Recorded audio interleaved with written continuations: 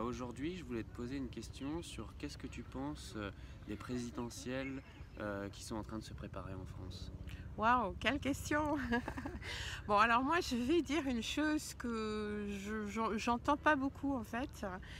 Ce que je pense de ces élections présidentielles en France, c'est que c'est très intéressant parce que on est en plein changement de société.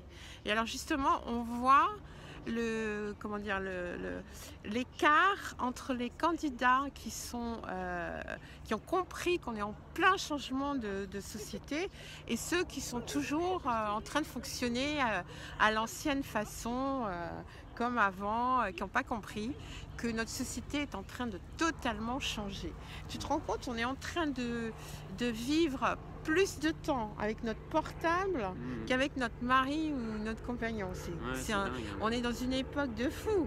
La tablette, le portable, l'ordinateur sont plus dans nos vies que n'importe quelle autre personne. C'est qu'une personne humaine, c'est fou. Donc ce changement de société va faire qu'on va changer notre façon de travailler, de vivre totalement. Et il y en a encore qui sont en train de penser que ça va durer comme avant, etc. Mais malheureusement ou heureusement, non. Donc voilà, c'est une question d'adaptation au changement. Et sinon, en ce qui concerne, on va dire, les scandales, que ce soit la droite ou la gauche, t'as quelque chose à dire par rapport à ça? Oui, c'est aussi très intéressant parce que ça montre que justement dans ce changement de société qu'on est en train de vivre, où il y a toutes ces nouvelles technologies qui ont totalement envahi notre quotidien, eh bien n'importe quelle chose se sait très vite et dans le monde entier. Donc si on ne dit pas la vérité ou si quelqu'un fabrique une fausse vérité, ça se sait très rapidement. Et donc pour s'exprimer, la communication, c'est pareil pour les journalistes, c'est-à-dire que beaucoup de personnes actuellement sont contre les journalistes, mais c'est normal parce que la communication a changé. Elle se passe maintenant sur les réseaux sociaux, elle se passe sur tous nos médias perso, et donc tout ce qui est presse écrite ou journaliste a beaucoup moins de force, hein, beaucoup moins de voix que tout ce qu'on peut. Puis d'ailleurs, il y a un journalisme vraiment très très bas qui utilise les tweets des gens pour faire des articles. Enfin bon, c'est pas du journalisme, voilà.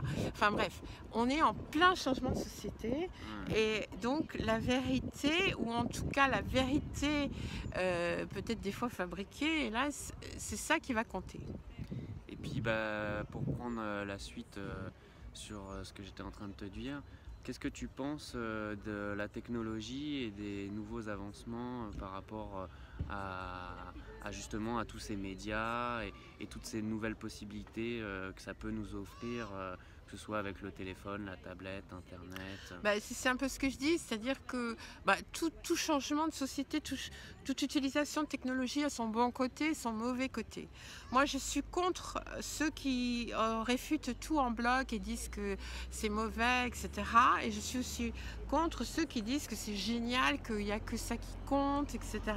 Je pense qu'il faut une utilisation toujours modérée des nouvelles technologies, mais je pense que chacun d'entre nous peut influer pour la bonne utilisation de ces technologies. C'est très important.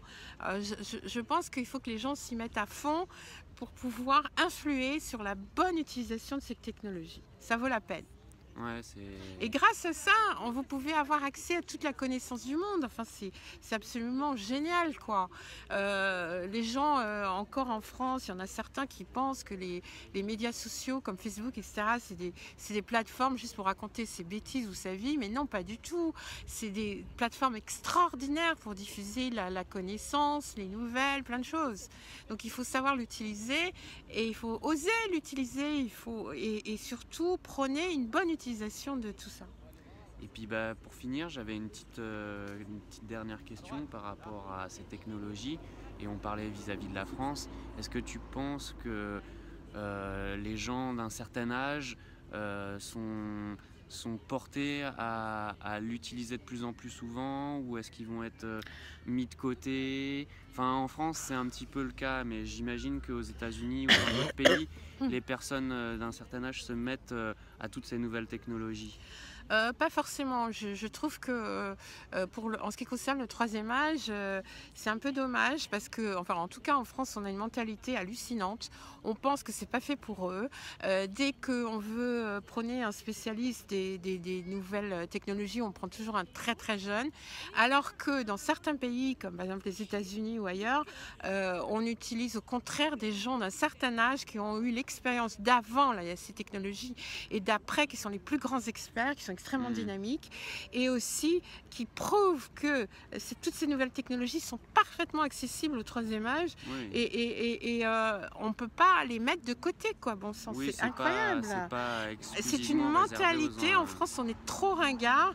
On pense que les gens âgés sont pas capables, alors qu'ils sont plus que capables. Simplement, il y en a certains, on leur a tellement mis dans la tête que c'était pour que les jeunes, que finalement ils s'y mettent pas, mais il faut les aider, quoi. C'est génial pour les gens. Imagine les gens qui sont à la retraite et tout ça, pour apprendre des choses, communiquer, etc.